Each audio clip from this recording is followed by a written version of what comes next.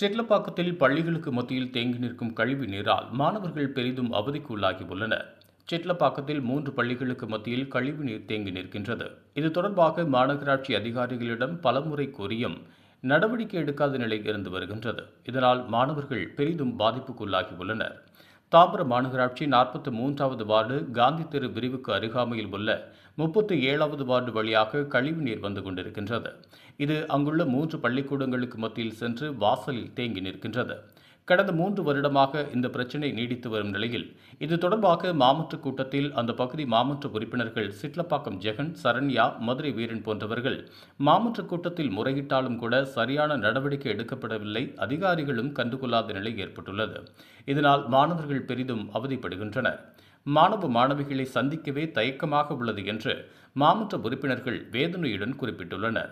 சிட்லப்பாக்கம் பகுதியில் ஒரு முக்கியமான இடத்தில் தினசரி அதிக அளவு மாணவர்கள் வந்து செல்லும் இடத்தில் இவ்வாறு கழிவுநீர் தேங்கி நிற்பது அந்த பகுதி மக்கள் மத்தியில் அதிருப்தியை ஏற்படுத்தியுள்ளது.